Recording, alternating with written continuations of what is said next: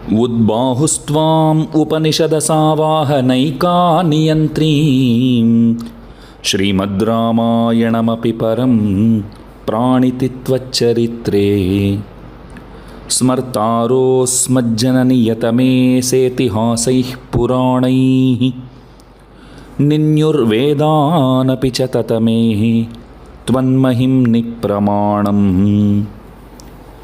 श्रीमते रम्यजामातृमुनीन्द्राय महात्मने श्रीरङ्गवासिने भूयात् नित्यश्रीर्नित्यमङ्गलम्।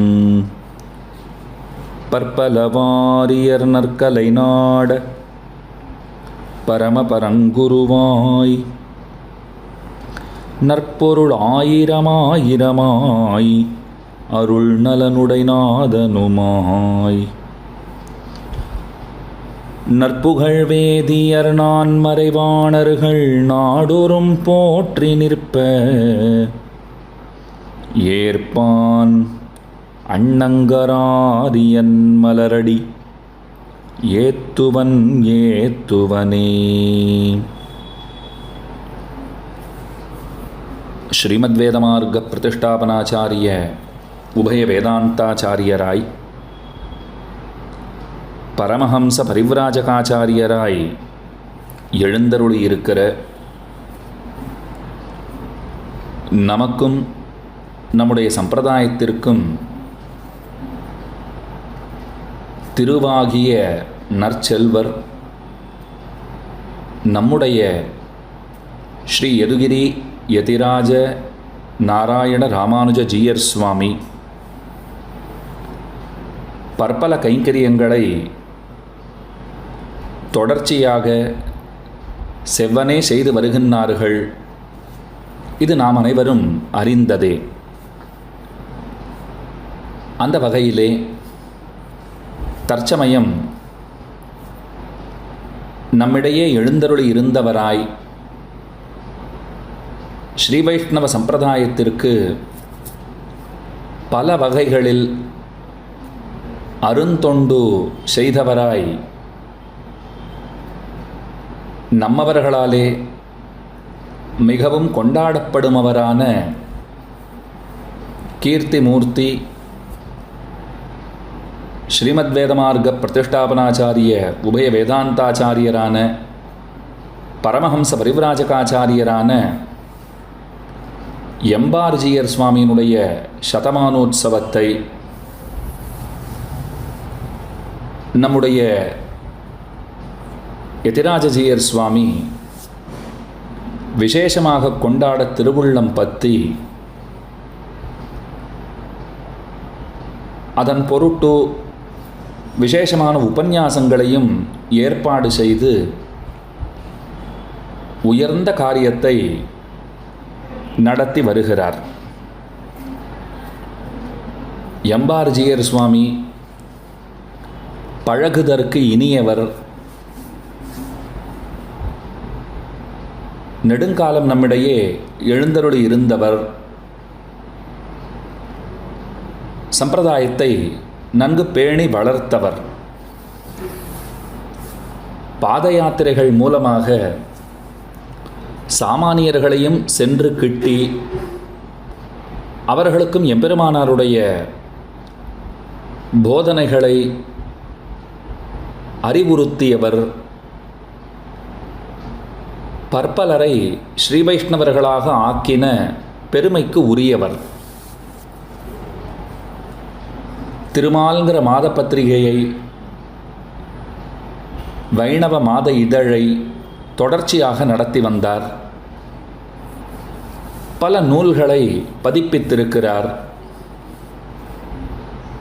இளைஞர்களை கண்டால் அவருக்கு மிகுந்த உற்சாகம். அவர் அடிக்கடி சொல்கிறதே என்ன தெரியுமா? அடி எனக்கு ரொம்ப வயசாகிடுத்து, இனிமேல் நீங்கள்லாம் தான் பார்த்துக்கணும் என்று இளைஞர்களை பார்க்கும் போதெல்லாம் மறவாமல் சொல்லுவார். இளைஞர்களை கொண்டே இந்த சம்பிரதாயத்தை நன்கு வளர்க்க முடியுங்கிற உறுதிப்பாடு அவரிடத்திலே இருந்தது. நம்முடைய எதிராஜஜீயர் சுவாமிக்கு ஸ்ரீ எம்பார்ஜீயர் சுவாமி அவர்களே துரியாசிரம ஸ்வீகாரம் செய்து வைத்தார். காஷாய திருதண்டங்களை அவரே நம்முடைய சுவாமிக்கு வழங்கினார் என்று அறிகிறோம். அதனால தான் செய்த வேள்வியர்னு கொண்டாடத்தக்கவரான நம்முடைய எதிராஜஜீயர் சுவாமி எம்பார்ஜீயர் சுவாமியினுடைய சதமானோத்சவத்தை வெகு உற்சாகத்துடன் கொண்டாடி மகிழ்கிறார். இன்றைய தினம் நாம் அனுபவிக்கிற விஷயம் சீதா சரித்திரம்ங்கிற தலைப்பிலே அமைந்திருக்கிறது. எம்பார்ஜீயர் சுவாமி பற்பல நூல்களை பதிப்பித்திருக்கிறார்னு சொன்னேன். அந்த நூல்களிலே சீதையின் சரித்தம் என்கிற ஒரு சிறு நூலும் நமக்கு கிடைக்கிறது. எம்பார்ஜீயர் சுவாமி காரப்பங்காடு சுவாமியினிடத்திலே காலக்ஷேபம் பண்ணியவர். கீர்த்திமூர்த்தி மகாவித்வானான காரப்பங்காடு சுவாமியினுடைய பேரருளுக்கு இலக்கானவர் எம்பார்ஜீயர் சுவாமி. காரப்பங்காடு சுவாமி சாதித்திருக்கிற விஷயங்களை ஸ்ரீமான் ஸ்ரீ C.R. ஸ்ரீனிவாச ஐயங்கார் சுவாமிங்கிறவர் ஏடுபடுத்தி இருக்கிறார். அவராலே சேகரிக்கப்பட்ட அந்த அர்த்த விசேஷங்களை நன்கு பரிசோதித்து பதிப்பித்தவர் நம்முடைய எம்பார்ஜீயர் சுவாமி. பூர்வாசிரமத்திலே குமாரவாடி ராமானுஜாச்சாரிய சுவாமி என்றே அறியப்படுகிறார் எம்பார்ஜீயர் சுவாமி. சாதாரணமாக குமாரவாடி சுவாமி என்றுதான் பலரும் சொல்லுவார்கள். அவர் சந்நியாசாசிரமம் ஸ்வீகரித்த பின்பும் கூட குமாரவாடி ஜீயர் சுவாமின்னு பல பேர் சொல்ல கேட்டவன் அடியேன். எம்பார்ஜீயர் சுவாமி, குமாரவாடி ஜீயர் சுவாமி என்றே பலரும் சொல்லுவார்கள். அப்போ சீதையின் சரித்தம்ங்கிற தலைப்பிலே அவராலேயே ஒரு நூல் பதிப்பிக்கப்பட்டிருக்கிறது. பாக்யவசாத்து அந்த தலைப்பே அடியனுக்கு கொடுக்கப்பட்டிருக்கிறது. அந்த நூலின் துணை கொண்டு சில வார்த்தைகளை இந்த கோஷ்டியிலே விண்ணப்பித்து சத்த பெறலாம்னு தொடங்குகிறேன். பகவான் ஜீவாத்மாக்களின் க்ஷேமத்தை, நன்மையை திருவுள்ளம் பற்றி பற்பல அவதாரங்களை செய்திருக்கிறான். உயர்ந்தவன் தாழ வந்து பிறப்பது, அதைத்தான் நாம் அவதாரம்னு சொல்லுகிறோம். கண்ணன் அர்ஜுனனை பார்த்து சொல்லுகிறான், அர்ஜுனா, உனக்கு எப்படி அநேகம் பிறவிகள் உண்டோ அதே போன்று நானும் பற்பல அவதாரங்களை எடுக்கிறேன். ஆனால் ஒரு வேறுபாடு என்னன்னா, உன்னுடைய பிறவி கர்மத்தினாலே உண்டாகின்றன, நான் என்னுடைய இச்சையினாலே பிறக்கிறேன் என்று சோதிவாய் திறந்து பேசியிருக்கிறான் கண்ணன். அநேகம் அவதாரங்களை பகவான் செய்திருந்தாலும் அவற்றுள் முக்கியமானவைகளாக 10 அவதாரங்கள் குலாவப்படுகின்றன. அந்த 10 அவதாரங்களுக்குள்ளும் ஸ்ரீராமாவதாரமும் ஸ்ரீ கிருஷ்ணாவதாரமும் பூர்ண அவதாரங்களாக நம்மாலே கொண்டாடப்படுகின்றன. பகவான் அவதரிக்கிறார். அவர் அவதரிக்கும் போதெல்லாம் திவ்ய மகிஷியான பிராட்டி அவளும் பிறக்கிறாள். தேவத்வே தேவதேகோயம் மனுஷ்யத்வேச்ச மானுஷி. பகவான் மனிதனாக பிறக்கிறார்னா அவளும் ஒரு மனுஷியாக வந்து சேருகிறாள். அவன் தேவனாக பிறக்கிறான்னால் அவளும் ஒரு தேவஸ்திரீயாக வந்து பிறக்கிறாள். வாமனாவதாரத்தில் பாருங்கோ, ஒரு பிரம்மச்சாரியாக ஒரு குரலாக பெருமான் வந்தான். ஒரு மாணவனுடைய வேடத்தை தரித்தான் பெருமான்.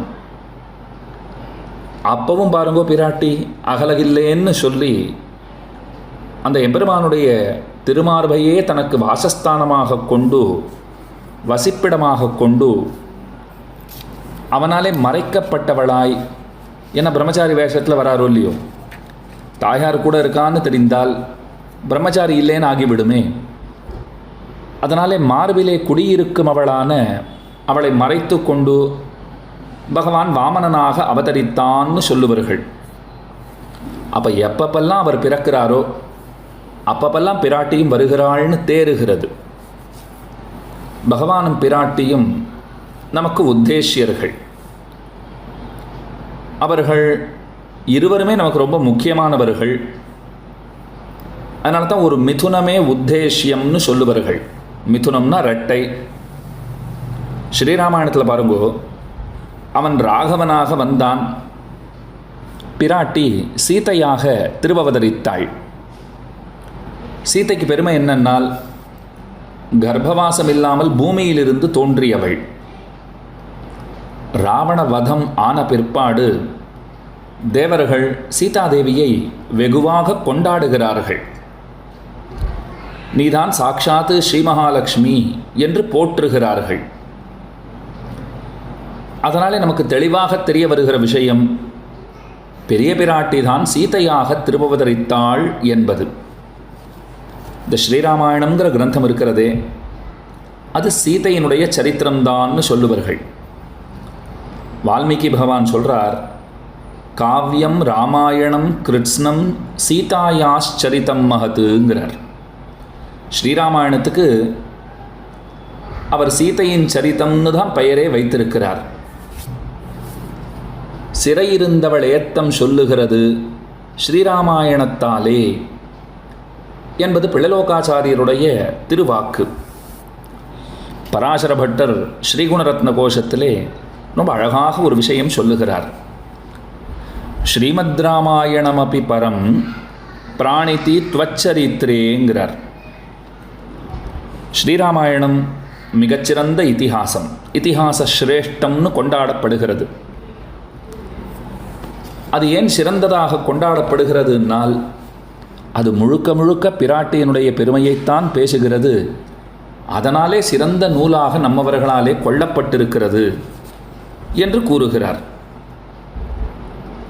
அப்போ இதனாலே நமக்கு தெரிய வருவது, பிராட்டியினுடைய சம்பந்தத்தாலே அவளுடைய பெருமைகள் பகரப்படுகின்றமையாலே ஸ்ரீராமாயணம் பாரதத்தை காட்டிலும் மேலானதாக ஏற்றுக்கொள்ளப்பட்டிருக்கிறது.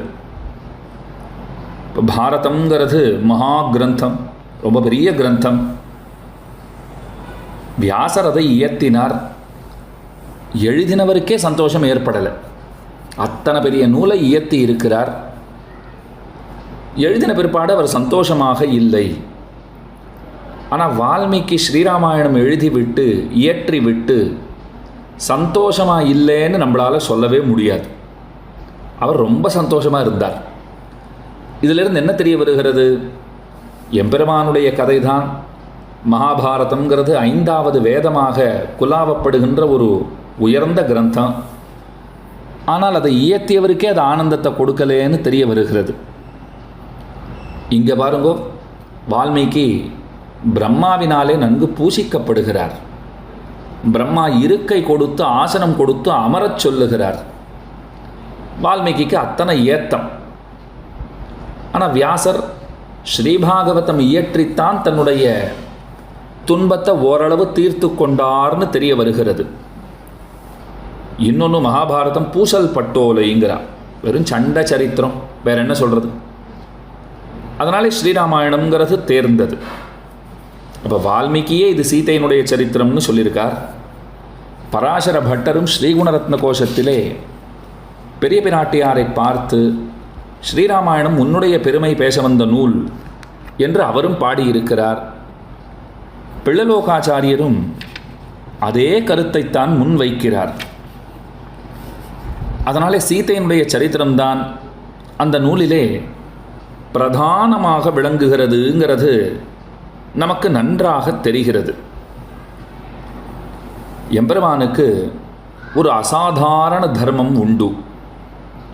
அதுதான் உபாயத்துவம்னு சொல்லுவார்கள். ஜீவனுக்கு முக்தி அளிக்கும் சக்தி, முக்தி அளிப்பவனாக, உபாயமாக, கதியாக தானே விளங்குகிறான் எம்பெருமான். அதே போல் பிராட்டிக்குன்னு ஒரு தர்மம் உண்டு. அதைத்தான் புருஷகாரத்துவம்னு சொல்லுகிறோம். பகவான் இந்த ஜீவனை அங்கீகாரம் பண்ணணும் இல்லையோ, அங்கீகரிக்க செய்பவளாக பிராட்டி விளங்குகிறாள். இந்த சேத்தனன் இவனிடத்தில் நிறைய தோஷங்கள் உண்டு. அந்த தோஷங்களினாலே இவன் கலங்கி இருக்கிறான். அந்த தோஷங்களினாலே இவனை எம்பெருமான் வெறுத்து ஒதுக்குவதற்கு வாய்ப்புகள் உண்டு. அந்த சமயத்திலே பிராட்டி இவனுக்காக எம்பெருமானிடத்திலே பரிந்து பேசி இவனிடத்தில் எம்பெருமான் அருள் செய்யும்படி செய்கிறாள். இதுதான் பிராட்டியினுடைய பணி. அசாதாரண தர்மம்னு சொல்லுவார்கள். அதென்ன அசாதாரண தர்மம்னால், மற்றவிடங்களிலே காண கிடைக்காத தர்மம் எதுவோ அது அசாதாரண தர்மம். இப்போ உபாயத்துவங்கிறது பகவானை தவிர வேற யாரிடமும் காண முடியாதது. இப்போ புருஷகாரம்னு சொன்னால் ஆச்சாரியர்களும் புருஷகாரம் பண்ணுறா, இல்லைன்னு சொல்லலை. ஆனாலும் அவர்கள் புருஷகாரம் செய்வதும் அந்த பிராட்டியினுடைய அருளினால்தான்னு சொல்லப்படுகிறது. அப்போ அவளுக்கே இது அசாதாரண தர்மம், மற்ற விடங்கள் எங்கிலும் காண கிடைக்காத தர்மம். அந்த பிராட்டி புருஷகாரம் செய்கிறாள். அதனால்தான் எம்பெருமான் அனுக்கிரகம் செய்கிறான். துவயங்கிற மந்திர ரத்னம் இருக்கிறதா, எப்போதும் அனுசந்திக்கத்தக்க மந்திரம். அதில் பாருங்க, முதல்ல ஸ்ரீ சம்பந்தம் சுஸ்பஷ்டமாக அதிலே காட்டப்படுகிறது. ஸ்ரீமன்னாராயண சரணவு சரணம் பிரபத்தியேன்னு தானே ஆரம்பிக்கிறோம். அப்போ எப்போ பெரிய பிராட்டியாரை முன்னம் அங்கே நாம் எண்ணுகிறோமோ அப்போ புருஷகாரத்தினுடைய தேவை அது அங்கே உணர்த்தப்படுகிறது.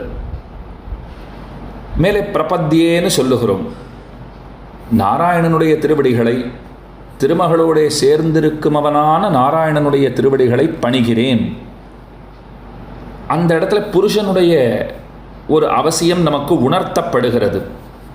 முதல்ல ஸ்ரீன்னு ஆரம்பிக்கிறோமா, புருஷகாரம் தேவை, அதை தெரிஞ்சுக்கிறோம். பிரபத்தியேன்னு சொல்லுகிறோமா, அப்போ அந்த புருஷனை பணிகை அது முக்கியங்கிறது அங்கே தெரிய வருகிறது. எம்பெருமானாகிற உபாயத்துக்கு இவையெல்லாம் தேவைன்னு சொல்லுகிறார்கள். இப்போ புருஷகாரம்னா என்னன்னு தெரிஞ்சுக்கலாம். புருஷம் கரோதீதி புருஷகாரா, புருஷனை செய்கிறாள், புருஷனை ஆக்குகிறாள். புருஷன் யார்னு சொன்னால் ஜீவாத்மா ஒரு புருஷன், பரமச்சேதனான புருஷோத்தமன் அவனும் புருஷன்.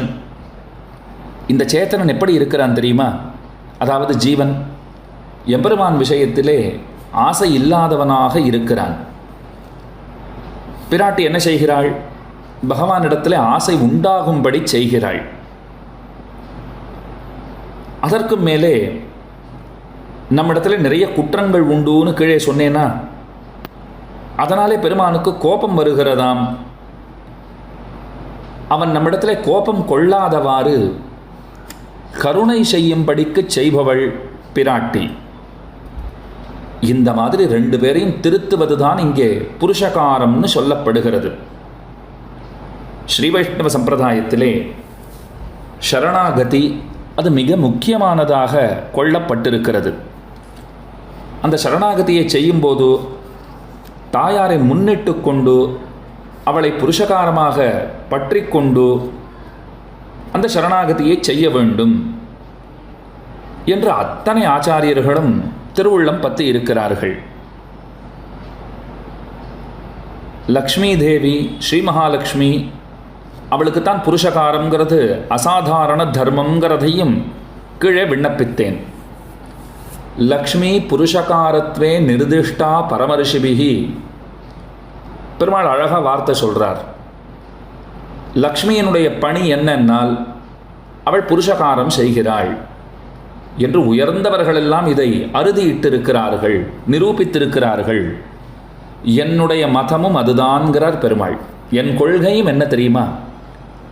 அவள் புருஷகாரம் செய்கிறாள், அதுதான் அவளுடைய பணி, அதுதான் அவளுடைய அசாதாரணமான தர்மம். அதை விட்டால் அவளுக்கு வேற பணி இல்லைங்கிறார் பெருமாள். அவளுடைய வேலையே இதுதான் என்று எம்பெருமானே பேசியிருக்கிறார். இது ஆகமங்களிலே நமக்கு காண கிடைக்கிற விஷயம். ஜீவாத்மா அபராத பூயிஷ்டன், குற்றங்கள் நிறைந்தவன். அவனுக்கு ஒரு ஆச்சாரியன் கிடைக்கிறார். அந்த ஆச்சாரியனிடத்தில் உபதேசம் பெறுகிறான். அதனால் எம்பெருமானிடத்தில் அவனுக்கு ருச்சி உண்டாகிறது. எம்பெருமானை பற்ற துணிகிறான். ஆனால் பகவான் எப்படி இருக்கார் பாருங்க. அவருக்கு சுவாதந்திரியம் உண்டு. அவர் இஷ்டப்பட்டபடிக்கு நடந்து கொள்வதற்கு சக்தி உடையவர். அதனால் பகவான் என்ன பார்ப்பார்? நாம் வகுத்திருக்கிற சாஸ்திர மரியாதைகளின்படி இவன் நடந்திருக்கிறானான்னு நம்மை பார்ப்பார். நாம் என்ன சொல்லுவோம்? பார்க்கவே வேண்டாம். நிந்திதாச்சார கரணம் நிவத்தம் கிருத்திய கர்மணா பாப்பியாம்சம் அமரியாதம் பாகிமாம் வரத பிரபோன்னு திருக்கச்சினம்பிகள் பாடுகிறார். சாஸ்திரங்களில் எதை செய்யின்னு சொல்லியிருக்கோ அதெல்லாம் நான் செஞ்சதில்லை, எதெல்லாம் செய்யாதேன்னு சொல்லியிருக்கிறதோ அவற்றையெல்லாம் அஞ்சாமல் செய்திருக்கிறேன். அதுதானே நம்முடைய நிலைப்பாடு. அப்போ பகவானுக்கு கோபம் வரத்தானே செய்யும். அதனாலே பெருமான் வெறுக்க துணிகிறான், நம்மை வெறுப்பதற்கு தயாராகிறான். அப்போ பக்கத்தில் இருக்கிற பிராட்டி எம்பெருமானுடைய நிகிரகத்தை மாற்றி அனுகிரகிக்கும்படி செய்கிறாள். பிராட்டியினிடம் உள்ள இந்த செயல் இருக்கிறதே, இதுதான் புருஷகார கிருத்தியம், புருஷகார செயல். எம்பெருமானிடத்திலே அந்த சுவாதந்திரியம் தலையெடுத்திருக்கும் போது அதை மாற்றி அவனிடத்தில் இருக்கிற தயை, பொறுமை முதலான நல்ல குணங்களை தூண்டி விடுவது, அதுதான் பிராட்டியினுடைய செயல். ஜீவாத்மாவை தன்னுடைய உபதேசத்தாலும் அருளாலும் திருத்தி வைக்கிறாள். பகவானை பற்றும்படி செய்கிறாள். அப்படி பற்றுகிற சேத்தனனை ஏற்று அருள் புரியும்படி பகவானை செய்கிறாள். பிராட்டியை புருஷகாரமாக கொண்டு எம்பெருமானை உபாயமாக பற்ற வேண்டும்ங்கிறது தான் நம்முடைய சம்பிரதாயம். அப்படித்தான் நாம் கொள்கை வகுத்து வாழ்கிறோம். பெரிய பிராட்டியிடம் இந்த புருஷகாரங்கிற அசாதாரணமான தர்மம் இருக்குன்னு பார்த்தோமா? அந்த அசாதாரணமான தர்மத்திற்கு இருக்க வேண்டிய குணங்கள்னு 3 சொல்லுகிறார்கள். அதுதான் கிருபை, பாரதந்திரியம், அனன்யார்ஹத்துவம் அப்படின்னு சொல்லுவார்கள். கிருபைனா என்ன, பாரதந்திரியம்னா என்ன, அனன்யார்ஹத்துவம்னா என்ன பார்க்கலாம். கிருபை அப்படின்னால் என்ன அப்படின்னால் அவளுக்கு இருக்கிற கருணை, அது அவளுக்கே உரிய இயல்பு. பாரதந்திரியம்னா பிறரிட்ட வழக்காயிருப்பதுன்னு அர்த்தம். அனன்யார்ஹத்துவம் மற்றவர்க்கன்றி பெருமானுக்கே உரியளாய் இருக்கை, அதைத்தான் அனன்யார்ஹத்துவம்ங்கிறார். இந்த 3 குணங்கள், கிருபை, பாரதந்திரியம், அனன்யார்ஹத்துவம், இந்த 3 குணங்களும் பெரிய பிராட்டியாரின் அவதாரமான சீதையினிடத்திலே உள்ளனங்கிறத ஸ்ரீராமாயணம் நமக்கு விளக்கி காட்டுகிறது. கிருபைனா என்ன? கருணை. கருணையினுடைய தன்மை என்னன்னால் யாராவது கஷ்டப்பட்டால் பார்த்து ஐயோ என்று இறங்குவது. பிறருடை துன்பம் தனதென எண்ணும் பெருங்குணத்தவனே வைணவனாம் என்று நஞ்சியர் சாதிப்பறான்.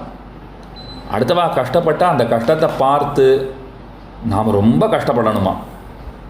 பிறர் துன்பம் களைவதற்கு நாம் முயற்சி செய்ய வேண்டும்.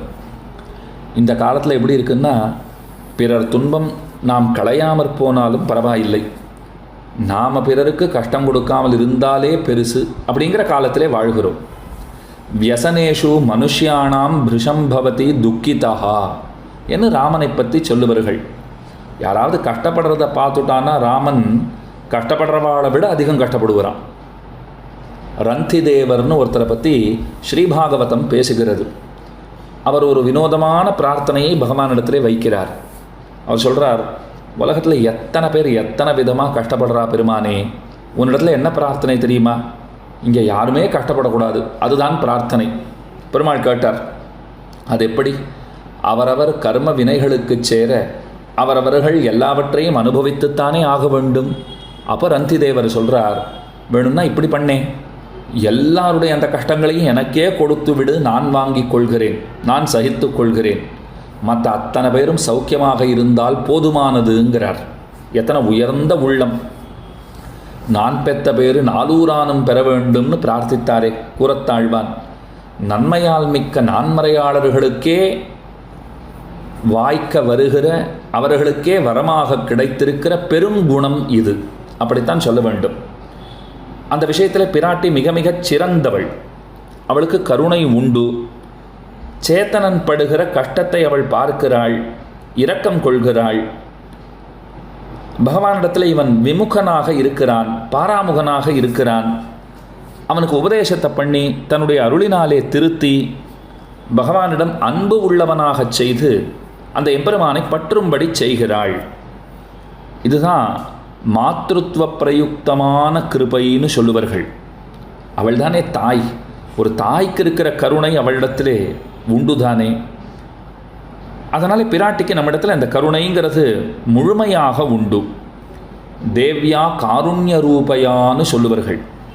கருணையே ரூபமாக உடையவளாக, கருணையே வடிவெடுத்தவளாக பிராட்டி விளங்குகிறாள். அப்போ கிருபை உண்டுன்னு தெரிந்து கொண்டோம். பாரதந்திரியம்னால் பராதீனத்துவம்னு சொல்லுவார்கள். இன்னொருத்தர் இருக்கார், அவர் இச்சைக்கு சேர நடப்பது, அவர் இட்ட வழக்காய் இருப்பது, அதைத்தான் பாரதந்திரியம்னு சொல்லுகிறோம். பிராட்டி பெருமானுக்கு பரதந்திரையாய் இருப்பவள். இவள் தன்னுடைய இச்சையினாலேயே எம்பெருமானுக்கு பரதந்திரையாய் தன்னை அமைத்து கொண்டிருக்கிறாள்னு சில பேர் சொல்லுவார்கள். ஆனால் இவள் இயற்கையாகவே தன்னுடைய ஸ்வரூபத்தாலும் தன்னுடைய தன்மையினாலும் எம்பெருமானுக்கு மனைவியாய் இருத்தலினாலும் அவனுக்கு பரதந்திரையாக விளங்குகிறாள்ங்கிறது ஆச்சாரியர்களுடைய திருவுள்ளம். இது அவளுக்கு நிரூபகமான தர்மம், அவளை அடையாளப்படுத்தி காட்டுகிற தர்மம். அந்த பாரதந்திரியம்ங்கிறது அது பிராட்டிக்கு உண்டு. எம்பெருமானுக்கு பரதந்திரையாக அவள் விளங்குகிறாள் அப்படிங்கிறது தான் இங்கே சொல்ல வந்திருக்கிற விஷயம். இப்போ அடுத்தது அனன்யாருகத்துவம்னு சொல்லுகிறோம். பகவானை தவிர மற்ற யாருக்கும் உரித்தானவள் அல்ல இந்த பிராட்டி. எம்பெருமான் ஒருவனுக்கே உரியவள். இதை அவளே சொல்லியிருக்கிறாள். அனன்யா ராகவேணாகம்னு சொல்லியிருக்கிறாள். இப்படி அவனுக்கே உரியவளாகையாலே அவள் சொல்லும் வார்த்தையை பகவான் நமக்கு ஹிதத்தைத்தான் இவள் சொல்லுவாள் என்று விஸ்வசித்து இந்த சேத்தனனை குறித்து அவள் புருஷகாரம் செய்யும்போது அந்த சேத்தனனிடம் அன்பை செய்து அவனை ஏற்று உகக்குறான் பெருமான். இதற்கு தகுதியான அந்த தர்மம் அதுதான் அனன்யார்ஹத்வம் என்று சொல்லப்படுகிறது. அதாவது பெருமானுக்கே ஆட்பட்டவளாக இருக்கிறாள், பெருமானுக்கு மட்டுமே உரியவளாக இருக்கிறாள். அப்போ பெருமானுக்கு ஒரு நம்பிக்கை வருந்தானே, நாம் தான் இவளுக்கு எல்லாம் அப்படின்னு மெச்சுகிறான் எம்பெருமான். பிராட்டியை மெச்சுகிறான். அப்போ பிராட்டி ஏதாவது சொல்லுகிறாள்னு சொன்னால் அப்போ பெருமாள் ஏற்றுப்பார் தானே. பெருமாள் என்ன யோசிப்பார்? இவளுக்கு நம்ம விட்டால் வேறு யாரும் தெரியாது, நம்மையே எல்லாமுமாக கொண்டிருக்கிறாள், இவன் நமக்கு ஒன்று சொல்கிறான்னு சொன்னால் நம்ம நன்மைக்குத்தான் சொல்லுவள், அதனால் இவள் சொல்லுவதை நிச்சயமாக நாம் செய்ய வேண்டும் என்று முடிவு செய்கிறானாம் பெருமான். அதனால் பிராட்டி நமக்கு உதவுவதுங்கிறது சுலபமாகி போகிறது. இப்படி தனக்கே உரிய புருஷகாரத்துவத்திற்கு ஏற்ப 3 குணங்களையும் சீதா பிராட்டி பெற்றிருக்கிறாள்ங்கிறதை ஸ்ரீராமாயணம் நன்கு வெளியிடுகிறது. அது எப்படிங்கிறத பார்க்கலாம். சீதை ராகவனை விட்டு பிரிய நேர்ந்தது. அதுவும் ஒரு தடவை இல்லை, 2 தடவை இல்லை, 3 தடவை பிரிந்திருக்கிறாள். இப்போ 3 குணங்கள்னு கீழே பார்த்தோமா, 3 தடவை பிரிந்திருக்கிறாள்னு இப்போ சொன்னேன்னா அந்த மும்முறை பிரிந்தாளோ இல்லையோ, அதனாலே 3 குணங்களையும் வெளிப்படுத்துகிறாள். அதுதான் இங்கே விஷயம். ராமனோடும் இலக்குவனோடும் சீத்தையும் காடேகினாள். 3 பேருமா காட்டுக்கு போகிறா. அவள் தண்டகாரண்யத்துக்கு போகிறா. அந்த தண்டகாரண்யத்துக்கு போகிற போது அதற்கு மேலே தான் பஞ்சவட்டியில் இருக்கும்போது சீதா பிராட்டியை ராவணன் அபகரித்து கொண்டு போனான். அப்போ ராவணன் பிரித்தான்கிறது ஒரு வியாஜம், ஒரு காரணம். 10 மாத காலம் சிறைவாசம் செய்தாள் பிராட்டி. தனிச்சிறையில் விளப்புத்த கிளிமொழியாள்னு பாசுரம். சிறை இருந்தாள் பிராட்டி. இதனால் என்ன தெரிய வருகிறது அப்படின்னால், பிராட்டியினுடைய அந்த கருணை இருக்கிறதே அது தெரிய வருகிறது. இப்போ ஒரு புஷ்பம் இருக்குது, அந்த புஷ்பத்துக்கு மனம் இருக்கிறது. அதே போல் ரத்னம் இருக்கிறது, ரத்னத்திற்கு ஒளி இருக்கிறது. இப்போ பூலேருந்து அந்த மனத்தை பிரிக்க முடியுமா? முடியாது. ஒளிவிடுகிற ரத்னத்திலேருந்து அந்த ஒளியை தனியாக பிரிச்சிட முடியுமா? முடியாது. அந்த மாதிரி தான் எம்பெருமானிடமிருந்து பிராட்டியை பிரிக்க முடியாது. இப்போ அவதார நிலையிலே ராவணன் பிரித்தான்கிறது அது எப்படி சேரும் அப்படின்னு சொன்னால், இது அவதாரத்திலே பெருமானும் பிராட்டியும் சேர்ந்து வந்திருக்கிறார்கள். அந்த நிலைமையிலே அவர்கள் எடுத்திருக்கிற முடிவிற்கு சேர அவர்கள் பிரிவதாக முடிவெடுத்தார்கள். அதற்கு ராவணனை ஒரு வியாஜமாக காரணமாக கொண்டார்கள் அப்படின்னு தான் நாம் இந்த இடத்துல பொருள் கொள்ள வேண்டும். அப்போ பிராட்டியை ராவணன் அபகரித்து கொண்டு போனான். காட்டில் மாயமான பார்த்துட்டு அந்த மான் வேண்டும் அப்படின்னு சீத்தை அடம் பிடித்தாள். ராமன் தேடின்னு போனார். அதற்கு மேலே லக்ஷ்மணனையும் அனுப்புகிறாள். அந்த சமயத்திலே தான் ராவணன் வந்தான். அவளை அழைத்து கொண்டு போனான். சில பேர் என்ன நினச்சிப்பா, சீதைக்கு சக்தி இல்லை, அப்படி இருந்திருந்தால் தன்னை காப்பாற்றின்னு இருக்க மாட்டாளா? சக்தி இல்லாதனால தான் அவள் ஏதும் செய்யவில்லைன்னு நினைப்பார்கள். நன்னா தெரிஞ்சுக்கோங்கோ, ஹனுமானுடைய வாலிலே நெருப்பு வைக்கப்பட்டதா மொத்த லங்கையையும் ஹனுமான் கொளுத்தினார்னு பார்க்குறோம் இல்லையோ? அப்போ சீதோபவ ஹனுமதகாங்கிற பிராட்டி, நீ குளிர்ச்சியை அடைவாய். ஐயோ நெருப்பு சுட்டுட போகிறதே, பாவம் அந்த வானரத்திற்கு அதனால் வேதனை ஏற்பட போகிறதேன்னு சொல்லி நீ குளிர்ச்சியை அடைவாய்னு பிராட்டி சொன்ன பாருங்கோ, உடனே குளிர்ச்சியை அடைந்து விட்டார் ஹனுமான். இங்கே தான் என்ன தெரிஞ்சுக்கணும்னால், குளிர்ச்சியை அடைவாய்னு சொன்ன உடனே ஹனுமான் குளிர்ச்சியை அடைந்தாரா? அப்போ ராவணனை பார்த்து பஸ்மீபவான்னு சொல்லுகிறாள், நீ சாம்பலாய்ப்போன்னு சொல்கிறான்னு வச்சுக்கோங்கோ. அடுத்த கணமே ராவணன் வெந்து நீராக போக மாட்டானோ? அதுவும் தானே நடக்கும். ஆனால் அப்படி செய்யவில்லை. அதனால் சக்தி அற்றவள்னு சொல்ல முடியாது. சீதா பிராட்டியினுடைய தன்மை என்ன? அத்தியந்த பரதந்திரைன்னு கீழே சொன்னனும் இல்லையோ, பகவான் இட்ட வழக்காய் இருப்பவள், அவனுக்கே உடைமைப் பொருளாக அவனுக்கே உரியவளாக இருப்பவள். அதனால் என்ன சொல்கிறா அவள்? நான் எந்த முயற்சியும் செய்ய மாட்டேன், ராமன் வரட்டும், ராவணனை முடிக்கட்டும், இந்த லங்கையை அழிக்கட்டும், அதற்கு மேலே என்ன அழைச்சின்னு போகிறாருன்னா அழைச்சின்னு போட்டோம், அது அவருடைய செயல், அது அவர் செய்யத்தக்கது. தஸ்ய சதுருஷம் பவேத்துன்னு காத்திருக்கிறாள். அவர்தான் செய்ய வேண்டும் என்று காத்திருக்கிறாள். அப்போ அத்தனை சக்தி வாய்ந்தவள் அந்த மாதிரி தன்னுடைய சக்தியை வெளிப்படுத்தி கொள்ளாமல் இந்த பிரிவை ஏற்றுக்கொண்டு சென்றாள். சிறை இருந்தாள்.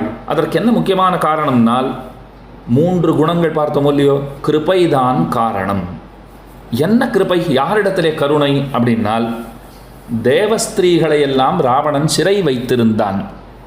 இந்திராதி தேவர்களை பாடாய்படுத்தினான். அந்த இந்திராதி தேவர்களுடைய மனைவிமார்களை எல்லாம் அவர்களையெல்லாம் பலவந்தமாக அபகரித்து அவர்களை கொண்டு வந்து சிறை வைத்திருந்தான். அவள்லாம் ரொம்ப நாளாக சிறையில் இருக்கா. அப்போ பார்த்தாள் பிராட்டி, எம்பெருமானை பற்றியவர்களுடைய ஸ்திரீகள் அத்தனை பேரும் சிறையிலே இருக்கிறார்கள், அவர்களை காப்பாற்றணும்னு சொன்னால் நாம் அங்கே போனாத்தான் இவர் ஏதாவது நடவடிக்கை எடுப்பார் என்று தெரிந்து கொண்டாள். அதனாலே அவர்களுடைய சிறையிருப்பை நீக்குவதற்காக இவளும் சிறைப்பட்டாள்.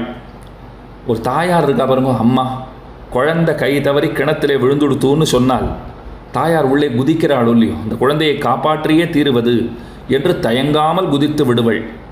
அதை போலத்தான் தேவ பெண்கள், தேவ ஸ்திரீகள், அவர்கள் மீது இருக்கிற பரிவினாலே இவளும் ராவணனிடம் சிறைப்பட்டாள். இதைத்தான் ஆழ்வார் தனிச்சிறையில் விளப்புற்ற கிளிமொழியாள்னு பாடியிருக்கார். அப்போ தன்னுடைய கிருபையை ஸ்ரீராமனை விட்டு பிரிந்து தன்னுடைய முதல் பிரிவினாலே பிராட்டி வெளியிட்டிருப்பதாக ஆச்சாரியர்களுடைய ரொம்ப உயர்ந்த தீர்மானம். இப்போ கிருபையை பார்த்தாச்சு. இப்போ ரெண்டாம் பிரிவு, ரெண்டாம் தடவை ஏன் பிரிந்தாள்? ஸ்ரீராமன் அயோத்திக்கு திரும்ப வந்துட்டார், சீத்தை அழைச்சின்னு வந்தாச்சு, முடிசூடிக்கொண்டார், ராஜ்ய பரிபாலனம் பண்ணிட்டு இருக்கார். ராமோ ராமோ ராம இதி பிரஜானாம் அபவன் கதாகானுட்டு அத்தனை பேரும் ராமன் ராமன் ராமன் அதையே சொல்லிட்டு இருக்கா. எங்கே பார்த்தாலும் ராமனை பற்றின புராணம் தான். கிட்டத்தட்ட இப்பவும் அப்படித்தானே இருக்குது. அயோத்தியிலே ராம்லல்லா எழுந்தருளின பிற்பாடு எங்கே பார்த்தாலும் ராமனை பற்றின பேச்சு தான். ஆனந்தமாக எல்லாம் பேசுகிறாளோ இல்லையோ, அந்த மாதிரி தான் அந்த நாளிலே ராமன் முடிசூட்டி கொண்ட பிற்பாடு எல்லோரும் ராமன் ராமன் ராமன் அதையே வாய்வருவி கொண்டிருந்தார்கள். அந்த சமயத்தில் ஒரு நாள் பெருமாள் ராத்திரி நகர சோதனை பண்ணுறார். ராஜாக்கள்லாம் போவாளோ இல்லையோ, அந்த மாதிரி போகிறார். அப்போ ஒரு சலவை தொழிலாளி அவன் பிராட்டியை பற்றி ஏதோ சில சொல்லி விடுகிறான். பெருமான் பார்த்தார். அவன் சொன்ன வார்த்தை என்ன? எங்கேயோ போய் ராவணன் வீட்டில் 10 மாதம் இருந்துட்டு வந்துட்டா, இவரும் தயங்காமல் எங்கள் ராஜா ராமன் அழைத்து கொண்டு வந்து விட்டார், இதெல்லாம் சரியாவா இருக்குது அப்படின்னு சொல்லிவிட்டான். சரி, பிரஜைகள் மனசில் இந்த மாதிரி அபிப்பிராயம் இருக்குங்கிறத ராமன் தெரிந்து கொண்டார். ராஜானாலே மக்களுக்கு ஆனந்தத்தை தருகிறவர் தானே ராஜா, மக்களுடைய அபிப்பிராயத்திற்கு சேர நடக்கிறவர் தானே ராஜா. அதனாலே சீத்தையை பிரிவதாக அவர் எண்ணினார். சீத்தை திருவயிறு வாய்த்திருக்கிறாள். திருவயிறு வாய்த்திருக்கிற அந்த சமயத்திலே, கர்ப்பமாக இருக்கிற அந்த சமயத்திலே அவள் என்ன ஆசைப்படுகிறாள்னு பெருமான் கேட்டார். நீ ஆசைப்படுறது என்ன அப்படின்னு கேட்டார். அப்போ ராமன் அழகான வார்த்தைகள் சொல்கிறார். எங்கள் அப்பா 60,000 ஆண்டுகள் காத்திருந்தார், ஒரு பிள்ளையை பெறுவதற்கு 60,000 ஆண்டுகள் காத்திருந்தார். அப்புறம்தான் நாங்கள் 4 பிள்ளைகள் பிறந்தோம். எனக்கு எத்தனை பாக்கியம், அத்தனை காலம் காத்திருக்க வேண்டிய நிர்பந்தம் ஏற்படவில்லை அப்படின்னு சொல்கிறார். உனக்கு ஏதாவது வேணும்னா கேளு, தரேன்னு சொல்கிறார். அப்போ அவள் சொல்கிறா பாருங்கோ, தபோவனானி புண்ணியானி திரஷ்டுமிச்சாமி ராகவ கங்கா தீர நிவிஷ்டானி ருஷீணாம் புண்ணியகர்மணாம். காட்டில் நாம் 14 ஆண்டுகள் இருந்தோமா ராமா, எனக்கு என்னமோ அந்த காட்டு வாழ்க்கை தான் பிடிச்சிருக்கு. கிழங்கு கனியெல்லாம் சாப்பிட்டு சத்வகுணம் இருக்கிற ரிஷிகளுடைய திருவடிவாரங்களிலே ஒதுங்கி கங்கைக்கரையில் இருக்கிற தபோவனங்களை எல்லாம் பார்க்கணும்னு ஆசைப்படுறேன், இதுதான் எனக்கு விருப்பம்னு சொன்னாள். அப்போ பார்த்தார் பெருமாள், ஏற்கனவே சலவத் தொழிலாளி ஒரு குற்றத்தை சொல்லிட்டாரா, ஊர் மக்கள் மனசில் இந்த மாதிரி அபிப்பிராயம் இருக்குங்கிறத ராமன் தெரிஞ்சுன்னுட்டாரா, அவளை விட்டு பிரிவதுன்னு அப்போவே அவர் முடிவு எடுத்திருக்கார். இப்போ அவளே சொல்லிட்டா, எனக்கு காட்டுக்கு போகிறது தான் பிடிச்சிருக்கு, ருஷி முனிவர்களுடைய திருவடிவாரங்களிலே வசிக்க ஆசைப்படுகிறேன், கங்கா தீரத்திலே இருக்கிற அந்த உயர்ந்த தபோவனங்களை பார்ப்பதற்கு விரும்புகிறேன் அப்படின்லாம் சொல்லிட்டா. பார்த்தார், நீ காட்டுக்கு போகணுட்டார் பெருமாள். லக்ஷ்மணனை அழைத்து அவளை காட்டில் கொண்டு விட்டு வருமாறு பணித்தான் எம்பெருமான். லக்ஷ்மணன் ராமன் என்ன சொன்னாலும் கேட்க போகிறார், மனசு இருக்கோ இல்லையோ அவர் சொன்னதை கேட்கணும். சரின்னு சீத்தையை தேரிலேற்றி வனத்திலே கொண்டு போய் விட்டு ராமனுடைய அபிப்பிராயத்தையும் அவளுக்கு சொல்லிட்டு அயோத்திக்கு திரும்ப வந்துட்டார். ராமனுடைய கருத்தை கேட்டபோது துடிச்சு போயிட்டா பிராட்டி. காட்டில் விட சொன்னாரா, என்னை கொண்டு போய் காட்டிலேயே விட்டு விடும்படி பணித்தாரா அப்படின்னு சொல்லி அழுகிறாள். அந்த சமயத்தில் பாருங்க, ரொம்ப ஆச்சரியமான ஒரு விஷயம் சொல்லுகிறாள். ராமன் இட்ட வழக்காய் இருக்க வேண்டிய பாரதந்திரியம் உடையவள் நான், அவளுக்கு பரதந்திரையாய் இருப்பவள், அதாவது அவனுடைய அபிப்பிராயத்திற்கு சேர நடக்க வேண்டியவள், நடப்பவள். அப்படி இருக்கிறதுனால தான் மாயும் வகை அறியகில்லாதவளாக இருக்கிறேன். ரொம்ப அழகான வார்த்தை சொல்கிறா. இப்போ என் மனசு என்ன சொல்கிறது தெரியுமா, இதுக்கு மேலே நான் வாழணுமா, தற்கொலை பண்ணிக்கலாம்னு தோன்றுகிறது. ஆனால் அப்படி செய்ய மாட்டேன். என்னால் என்னை மாய்த்து கொள்வதற்கு எனக்கே உரிமை கிடையாது. நான் அவனுடைய சொத்து. அப்படி இருக்கும்போது என்னை நானே மாய்த்து கொள்வதுங்கிறதும் சரி அன்று, நான் அப்படி செய்ய மாட்டேன் அப்படின்னு சொல்லுகிறாள். இலங்கையிலே சிறையில் இருந்தபோது ராமனுக்காகத்தான் தான் உயிர் தரித்திருப்பதாக திருவடியினிடத்திலே சொல்லி இருக்கிறாள். ரொம்ப அழகான வார்த்தை சொல்கிறாள். ஒருவனுக்கு மாதா என்றும் பிதா என்றும் புத்திரன் என்றும் பத்னி என்றும் இப்படி பலரிடம் அன்புங்கிறது பலபடியாக பிரிந்திருக்கும். ஆனால் ராமன் எப்படி இருக்காருன்னா, எல்லோரிடத்திலும் உள்ள அன்பு எல்லாத்தையும் ஒரு மடை செய்து என் ஒருத்தியிடமே வைத்திருப்பவர். மற்ற பேரிடத்தில் வைத்திருக்கிற அன்பெல்லாம் ஒன்றுமே அன்று, மற்ற பேர்களிடத்தில் வைத்திருக்கிற அத்தனை அன்புகளையும் ஒன்று திரட்டி என்னிடத்திலே அன்பு செலுத்துபவர், அப்படி இருப்பவர்.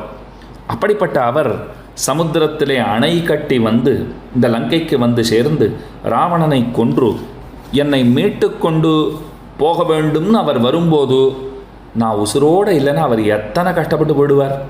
அதனால் அவருக்காகத்தான் இந்த பிராணனை பிடித்து கொண்டு நான் இருக்கிறேன் என்று ஹனுமானிடம் பேசியிருக்கிறாள். ஆனால் இப்போ வேடிக்கை பாருங்க, அந்த ராமனே சொல்லிட்டார் நீ காட்டுக்கு போகணுட்டார், நீ வேண்டாம்ங்கிறார்.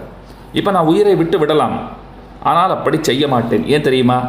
அந்த ராகவனுடைய கரு என்னுடைய வயிற்றிலே இருக்கிறது. எத்தனை உயர்ந்த வார்த்தை சொல்கிறா பாருங்கோ.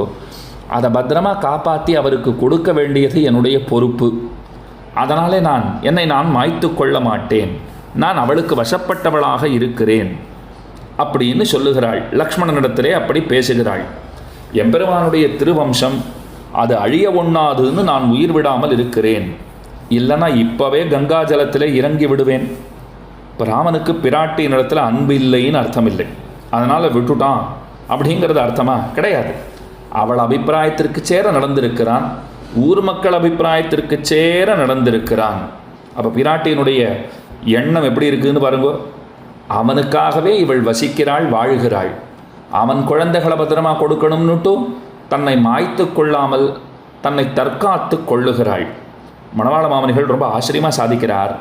ஆற்றாமையின் கனத்தாலே முடிந்து பிழைக்கை தேட்டமாக நிற்கச் செய்தேயும் அது செய்ய மாட்டாதே, பெருமாள் நினைவை பின் சென்று தன் பிராணனை நோக்கி கொண்டிருக்க வேண்டும்படியான பாரதந்திரியத்தை இரே பிரகாசிப்பித்தது என்று ரொம்ப ஆச்சரியமாக சாதிக்கிறார். அந்த பாரதந்திரியத்தை பிரகாசிப்பிக்கிறாள். அவனுக்கே வசப்பட்டவளாயிருக்கிற அந்த தன்மை, அவனுடைய அபிப்பிராயத்தை பின்தொடர்ந்து செல்லுமவளாயிருக்கிற தன்னுடைய தன்மையை வெளிப்படுத்துகிறாள்ங்கிறது விஷயம். இப்போ குழந்தைகள் பிறக்கிறதுனா யாருக்குமே சந்தோஷம்தானே. குசலவர்கள் பிறப்பதிலே ராமனுக்கு பிரியம். அந்த எபெருமானுடைய எண்ணத்தை நன்கு தெரிந்து கொண்டிருக்கிறாள். அதனாலே பெருமானுடைய நினைவை பின் சென்று தன்னுடைய உயிரை விடாமல் இருக்கிறாள். இப்போ ஒருத்தர் கேட்டார், சுவாமி நியாயந்தான், அப்படின்னா லவகுஷர்கள் பிறந்த பிற்பாடு அப்பாவை தன்னுடைய உயிரை மாய்த்து கொண்டிருக்கலாமே அப்படின்னு சொன்னால் அதற்கு பிராட்டியே பதில் சொல்லி இருக்கிறாள். என்னன்னு சொன்னால், எப்போதும் ஒரு பதிவிரதா ஸ்திரீன்னு சொன்னால் அவள் கணவனுடைய அபிப்பிராயத்தை பின்தொடர்ந்து தான் நடக்க வேண்டும். அவர் என்னை காட்டில் கொண்டு போய் விடணும்னு தான் சொன்னார். காட்டிலே அவளை விட்ட பிற்பாடு அவள் தற்கொலை செய்து கொள்ளட்டும்னு ஒரு வார்த்தை சொல்லியிருக்காருன்னு சொன்னால் அதை எப்போதோ நான் செய்திருப்பேன். அவர் அப்படி சொல்லவில்லை. நான் காட்டில் இருக்கணுங்கிறது அவர் அபிப்பிராயம், நான் காட்டிலே இருப்பேன் அப்படின்னு தான் சொல்லியிருக்கார். அவர் காட்டில் வைத்தாலும் சரி, கட்டிலில் வைத்தாலும் சரி, அவர் எப்படி வைக்கிறாரோ அப்படி இருக்க வேண்டும். அப்படித்தான் நாம் இருக்க வேண்டும். நாட்டில் வைத்தாலும் சரி, கட்டிலே இருக்கிற காலத்திலும் சரி, காட்டிலே வைக்கப்பட்டாலும் சரி, அவர் சொல்வது அவர் நினைப்பது அதற்கு சேரத்தான் நாம் நடக்க வேண்டுங்கிற அந்த தன்னுடைய பத்னித்துவத்துக்கு சேர அந்த பாரதந்திரியத்தை பிராட்டி வெளியிட்டிருக்கிறாள். கணவன் வெறுத்தாலும் சரி, அந்த சமயத்திலும் நாம் அவனிடத்திலே கோபம் கொள்வதோ அவனை வெறுத்து ஒதுக்குவதோ அது கூடவே கூடாது. அப்படிங்கிறது தான் இந்த இடத்துல ஒரு உயர்ந்த குலப்பெண்ணுடைய தர்மமாக சொல்லப்படுகிறது. அதனால் சீதையினுடைய மனசில் கொஞ்சம் கூட தாபமே கிடையாது. ராமன் இப்படி பண்ணிவிட்டாரேங்கிற அந்த ஆற்றாமை அவள் மனசிலே இல்லை. அப்போ அத்தியந்த பாரதந்திரியம்னு சொல்லுகிறோமே, ராமனுடைய நினைவை அனுசரித்தே நடப்பது தான் பாரதந்திரிய ஸ்வரூபம்னு தெரிந்து கொண்டு அப்படியே இருந்தாள். இப்படி பத்னித்துவ பிரயுக்தமான பாரதந்திரியம், முதல்ல பார்த்தது மாத்திருத்துவ பிரயுக்தமான கிருபை, ஒரு தாயாருக்கு இருக்கிற கருணை. இப்போ ரெண்டாவது பிரிவுக்கு காரணம் பத்னித்துவ பிரயுக்தமான பாரதந்திரியம், ஒரு மனைவி கணவனுக்கு எப்படி ஆட்பட்டு இருக்க வேண்டும், அவனுடைய நினைவை பின்தொடர்ந்து செல்லுமவளாக எப்படி இருக்க வேண்டும், அதற்கு சேர நடந்து கொண்டிருக்கிறாள். அதுதான் இந்த இடத்துல சொல்லப்படுகிறது. அப்போ எம்பெருமானுடைய திருவுள்ளப்பாங்கிற்கு ஏற்ப நடப்பது அதுதான் பாரதந்திரியம். அந்த பாரதந்திரியம் உள்ள சேத்தனனுடைய ஸ்வரூபம் அதுதான். இதைத்தான் இங்கே நாம் தெரிந்து கொள்ள வேண்டும். இப்போ 3ஆம் பிரிவு பாருங்க. பெரிய பிராட்டியார் எம்பெருமான் ஒருவனுக்கே தான் உரியவள்ங்கிற அந்த அனன்யார்ஹத்வத்தை தான் சீதையாக பிறந்து இந்த 3ஆம் பிரிவினாலே வெளியிட்டு காட்டி இருக்கிறாள். அனன்யா ராகவேணாகம்னு சீதா பிராட்டி சொல்லியிருக்கான்னு கீழே சொன்னேன்னா, அதை போல் ராமனும் சொல்கிறார், அனன்யாஹி மயா சீதா, சீதை தனக்கே உரியவள் என்று ராமனும் சொல்லி இருக்கிறான். இது இந்த 3ஆம் பிரிவினாலே நமக்கு தெரிய வரும். ராமன் அஸ்வமேத மகாயஜ்யம் பண்ணணும்னு தயாராகிறார். குஷலவர்கள் ராமனுடைய புத்திரர்கள். வால்மீகி ரிஷியினுடைய நியமனப்படி அயோத்தி வீதியிலே வந்து ஸ்ரீராமாயணத்தை அவர்கள் பாடுகிறார்கள். பாடுற அந்த குழந்தைகள் தான் தன்னுடைய குழந்தைகள்ங்கிறது ராமனுக்கு தெரியாது. எந்த ராமனை பற்றி இத்தனை உயர்வாக நாம் பாடுகிறோமோ அந்த ராமன்தான் நம்முடைய தந்தைங்கிறது அந்த குழந்தைகளுக்கும் தெரியாது. அந்த குழந்தைகள் வீதியிலே பாடுகிறார்கள். அடுத்த நாள் அரண்மனைக்கு, ராஜசபைக்கு, ராமனுடைய தர்பாருக்கு அழைத்து வரப்படுகிறார்கள். அந்த சமயத்தில் அந்த குழந்தைகள் பாடுகிறார்கள். சீதையினுடைய சரித்திரமாச்சே, அதனால் ராமன் ரொம்ப ஆனந்தத்தோடு கேட்டாராம், ரொம்ப சந்தோஷத்தோடு கேட்கிறார். அப்படி அவர் கேட்கும்போது மனசெல்லாம் சீதையை சுற்றி சுற்றி வருகிறது. சீதை அந்த ராஜசபைக்கு வந்து தான் பரிசுத்தமானவள்ங்கிறத திரும்பவும் நிரூபித்தால் அவளை தான் ஏற்றுக்கொள்வதாக வால்மீகிக்கு சொல்லி இருக்கிறான் ராமன். வால்மீகி அப்படியே சீதையை ராமனுடைய சபைக்கு அழைத்து வந்து சீதையினுடைய பரிசுத்த நிலைமையை பலவாறாக எடுத்து சொல்லுகிறார். அப்போ ராமன் அழகாக வார்த்தை சொல்கிறார், சீதை தூய்மையானவள்ங்கிறது எனக்கு தெரியாதா? என்னை விட அவளை நன்கு அறிந்திருப்பவர் யார்? எனக்கு நன்னா தெரியும். அவளிடத்தில் ஒரு விதமான குற்றமும் கிடையாது அப்படின்னு இப்போ ரிஷியும் சொல்கிறார். இருந்தாலும் கூட இந்த சபையிலே உலகத்தார் அறியும்படி அவள் அதை நிரூபிக்க வேண்டும் அப்படின்னு சொன்னவுடனே பெருந்துயர் அடைந்தவளாய் கண்ணும் கண்ணீருமாய் கவிழ்தலையிட்டு சீதா பிராட்டி தன்னுடைய தாயாரான பூமி பிராட்டியை பார்த்து சபதம் பண்ணுகிறாள். பூமியிலிருந்து வெளிப்பட்டவள் தானே, அதனால தானே சீதாங்கிற பேரே அவளுக்கு. இந்த நிலத்தை உழுகிற போது ஒரு கோடு விழும்பாருங்கோ, அதுக்கு தான் சீதான்னு பேராம். அதையே ஜனக மகாராஜர் பெயராக சூட்டினார், பூமியிலிருந்து கிடைத்தவள். அதனாலே பூமி பிராட்டி தான் தாயார். அந்த பூமி பிராட்டியை பார்த்துட்டு சொல்கிறா, பெண்கள் தங்களுக்கு ஏதாவது கஷ்டம் வந்து கொடுத்தோன்னா அம்மானு தானே நினச்சிப்பா. எங்கள் அம்மா வாரத்தில் நான் எப்படி இருந்தேன் தெரியுமா, எங்கள் அம்மா என்னை எப்படிலாம் பார்த்துட்டா தெரியுமான்னு நினைக்காத, சொல்லாத, ஏங்காத, வருந்தாத பெண்ணுன்னு யாராவது ஒருத்தரை நம்பால் காட்ட முடியுமா பாருங்க. அது எல்லார் வீட்டு பெண்களையும் தான் சொல்கிறேன். கல்யாணமானவர்கள்னு சொன்னால் தாய் வீட்டு நினைவு வரலேன்னு சொல்ல முடியுமா? தாயாரை போல அத்தனை பரிவோட வாஞ்சையோட குழந்தைகளை இன்னொருத்தரால் பார்த்து கொள்ளத்தான் முடியுமா? நிச்சயம் முடியாது. அதனால தான் சீதா பிராட்டி பாருங்கோ, தனக்கு தாங்க ஒண்ணாத ஒரு பரிபவம் ஏற்பட்டிருக்கிறது. அந்த சமயத்தில் தன்னுடைய தாயாரான பூமி பிராட்டியை பார்த்து ஓ என்று அலறியவளாய் பிரதிஜை பண்ணுகிறாள். என்னுடைய தாயே, பூமி பிராட்டியே, இந்த ஆபத்தான சமயத்திலே நீதான் என்னை காப்பாற்ற வேண்டும். நான் என்னுடைய மனத்தாலும் கூட ராமனை தவிர வேறொரு புருஷனை நினையாதிருக்கிறேன்கிறது உண்மையாகில் தாயே, நீயே வந்து அதை இந்த சபையிலே நிரூபிக்க வேண்டும். என்னுடைய பர்த்தா ராமனை தவிர எனக்கு மேலான தெய்வம் யாருமே இல்லைங்கிறது தான் நான் நினச்சிட்டு இருக்கேன். அவர்தான் எனக்கு எல்லாம்ங்கிறது தான் என்னுடைய நினைவு. அந்த நினைவு உண்மையாகில் தாயே, நீயே வந்து இந்த சபையிலே அதை நிரூபிக்க வேண்டும் என்று பலபடியாக சபதங்களை செய்கிறாள். அப்போ நடந்த ஆச்சரியத்தை கேளுங்கோ. அப்போது அங்கு பூமி பிளந்தது. அந்த பூமியிலிருந்து பூமாதேவி ஒரு திவ்ய சிம்மாசனத்தை கையிலே ஏந்தி கொண்டு தோன்றினாள். உளம் உவந்து வரவேற்பதாக தன்னுடைய 2 கைகளாலும் சீதாதேவியை வாரி அணைத்து கொண்டாள். அந்த திவ்ய சிம்மாசனத்திலே வீத்திருக்கச் செய்தாள். பூமிக்குள்ளே சீதையோடே மறைந்தாள். தேவர்கள் துந்துபி வாத்தியங்கள் எல்லாம் வாசித்தார்கள், பூமாரி பொழிந்தார்கள். அப்படித்தான் அந்த 3வது பிரிவுங்கிறது நிகழ்ந்தது. இந்த பிரிவினாலே பிராட்டி என்ன சொல்ல வருகிறாள்னால், தான் பகவானுக்கு ஒருவனுக்கே உரியவள், அவனுக்கு மட்டுமே உரியவள்ங்கிற அந்த அனன்யார்ஹத்வத்தை ரொம்ப ஆச்சரியமாக வெளியிட்டிருக்கிறாள். இப்படி ஸ்ரீராமாயணத்திலே 3 பிரிவுகளை கொண்டு புருஷகாரபூதையான பிராட்டி, புருஷகாரம் செய்பவளான பிராட்டி, நம் பொருட்டு பரிந்துரை செய்பவளான பிராட்டி, அந்த பிராட்டி சீதையாக அவதரித்து தனக்கு புருஷகாரம் செய்யும்போது அவசியமான 3 குணங்கள், கிருபை, பாரதந்திரியம், அனன்யார்ஹத்வம், அது பூரணமாக இருப்பதை நன்கு வெளியிட்டு காட்டியிருக்கிறாள்ங்கிறத நாம் நன்கு தெரிந்து கொண்டோமா?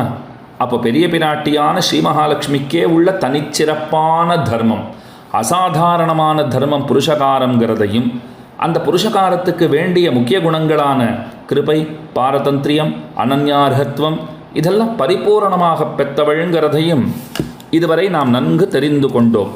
இதுக்கு மேலே பாருங்க, அந்த தர்மத்தை, அவளுக்கு இருக்கிற அந்த தர்மத்தை, இப்போ கிருபை, பாரதந்திரியம், அனன்யார்ஹத்வம்லாம் பார்த்தோமா? முக்கியமான பணி என்ன பிராட்டிக்கு? எம்பெருமானிடத்தில் நம்மை கொண்டு போய் சேர்ப்பது, அவர் நம்மை அனுகிரகிக்கும்படி செய்வது, அதைத்தானே அவள் செய்கிறாள். அதை எத்தனை இடங்களில் பண்ணியிருக்கான்னு பாருங்கோ. இப்போ ராமன் காட்டுக்கு புறப்படுறார், லக்ஷ்மணனுக்கு கூட போகணும்னு ஆசை, தானும் வருவதாக ராமன் தனித்திருக்கும் போது தன்னுடைய ஆசையை வெளிப்படுத்துகிறான் லக்ஷ்மணன். அப்போ ராமன் தீர்த்து சொல்லிட்டார், நீ வர வேண்டியது இல்லைப்பா, நீங்கள் சௌக்கியமாக இருன்னு விட்டார். அப்புறம் திரும்பவும் லக்ஷ்மணன் போகிறார். எப்போ போகிறார்? பிராட்டியோடு பெருமான் கூடியிருக்கிற போது போகிறார். அப்போ போய் பிரார்த்தனையை திரும்பவும் வைக்கிறார். அப்போ பிராட்டி சொல்கிறா, அவரும் வரட்டுமே, ஏன் விட்டுட்டு போகணும், அவரே அழைச்சிட்டு போகலாமே என்று பிராட்டி சொல்லுகிறாள். உடனே பகவான் சரி என்று இசைகிறார்.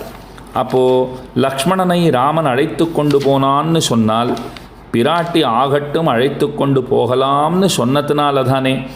அப்போ தெரிய வருகிற விஷயம் என்னென்னா, சீதாதேவியை புருஷகாரமாக கொண்டு ராமனை சரணம் பத்தினான் லக்ஷ்மணன். சப்ராத்துச்சரணவுகாடம் நிபீட்ய ரகுநந்தனஹா அப்படின்னு ஸ்லோகம் இருக்கோ இல்லையோ, அதற்கு சேர பிராட்டியை முன்னிட்டு கொண்டுதான் ராமனை அவன் திருவடி பத்தினான்கிறது தெரிய வருகிறது.